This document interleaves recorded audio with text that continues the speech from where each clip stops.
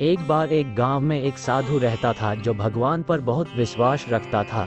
ये बार वह साधु पेड़ के नीचे बैठा था और भगवान को याद कर रहा था तो अचानक वहां बाढ़ आ गई। चारों तरफ पानी ही पानी। सब लोग अपने आप को बचने के लिए ऊपर पहाड़ की तरफ भागने लगे।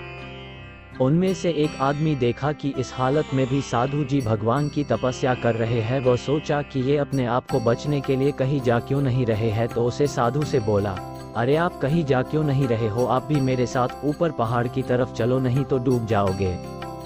साधु बोले, अरे हमें क्या होगा, मैं भगवान की इतनी तपस्या करता हूँ, मुझे कुछ नहीं हो सकता, मुझे भगवान अपने आप बचाएगा।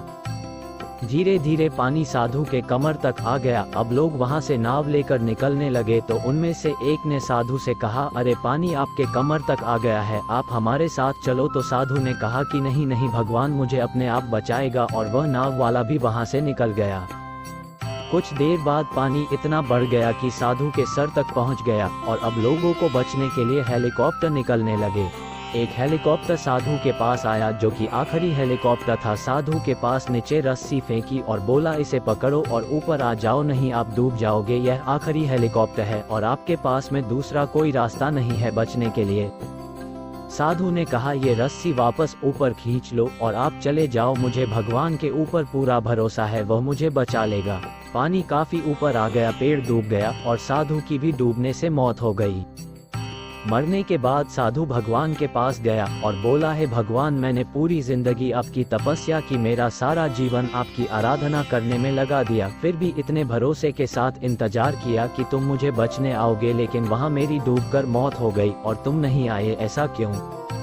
भगवान बोले, मूर्ख इंसान, एक नहीं 3 बार आया था, वो तीनों बार मैं ही तो था, पहला पैदल, दूसरा नाव के द्वारा और तीसरा हेलीकॉप्टर के द्वारा, लेकिन तुमने मेरा एक भी अवसर पहचान नहीं पाया, पता नहीं किसका इंतजार कर रहा था।